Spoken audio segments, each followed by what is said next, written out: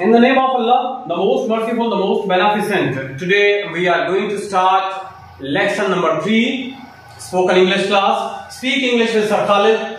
Lesson number 3, that is known as about sentence. Jumla kya hai? In first lecture, we did about alphabets. In second one, we studied about word, and in third one, we are going to show something about sentence. What is a sentence? जुमला होता क्या है? Sentence क्या होता है? A group of words that convey some meaning. अल्फाज का ऐसा मजमूआ जो मीनिंग कन्वे करता है, जिसकी बात हमें समझ में आ जाती है, जिसका आइडिया हमें क्लियर हो जाता है, जिसकी कोई ना कोई थॉट मौजूद होती है. That group of word which contains different thoughts, जो मुख्तलिफ किस्म की सोच रखता है, that group of word is known as a sentence.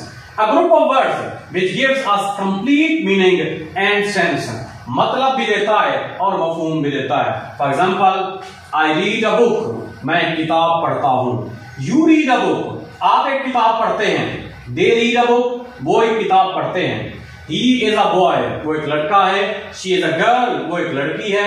They play hockey, वो हॉकी खेलते हैं. They are playing hockey, वो हॉकी खेल रहे हैं. We cook food, हम खाना पकाते हैं. They read a story, वो कहानी पढ़ते हैं. They read a story, वो कहानी पढ़ते हैं.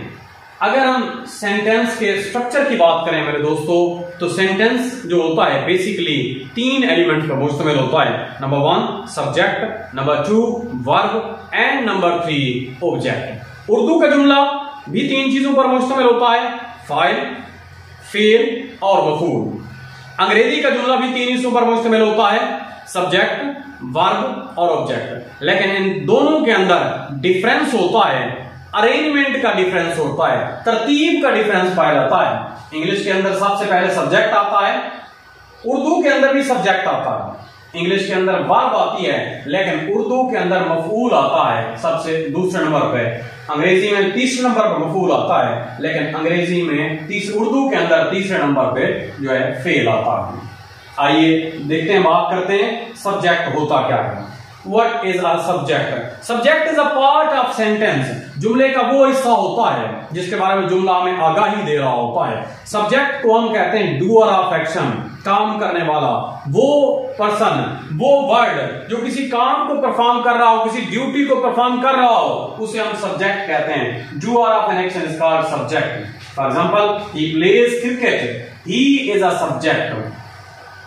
They are writing stories, they is a subject. They are a subject. You are wasting your time, you is a subject. He is teaching in class, he is a subject. He is a subject. Next हमारे पास है verb. क्या है? What is a verb?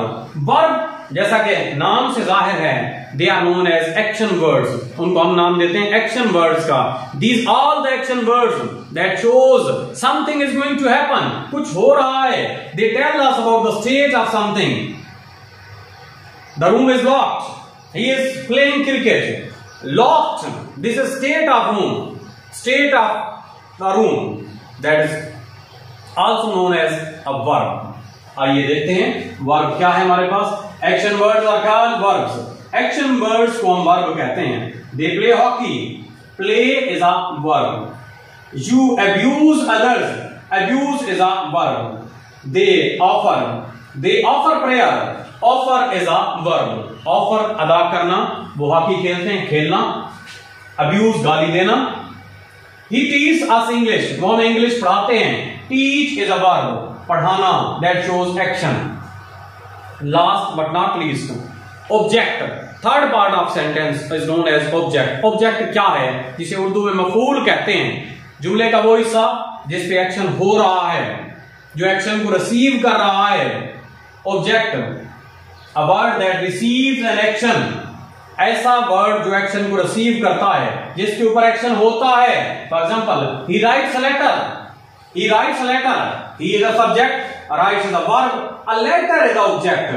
Letter के ऊपर काम हो रहा है. They tell a story. They tell a story. They tell a story. Story is an object. You solve the sums. Sums are the object. ये object है हमारे पास. Next last section हमारा vocabulary वाला. One word, definition, synonym and antonym. Abjure, take back something. किसी चीज को वापस ले लेना. Abjure, किसी चीज को वापस ले लेना. Take back something. Forswear, renounce, तर्क कर देना. Relinquish, छोड़ देना. Desire, एंटोनिम डिजायर, ख्वाहिश रखना. लॉन्ग, तवक्को रखना, चाहना जिसे हम कह सकते हैं. I hope so you have got the idea of class. Sentence, what is a sentence, what are the different parts of sentence. If you do not get the concept, watch and listen again carefully. Share with other friends so that they also can be able to speak English in a fluent way. Thank you.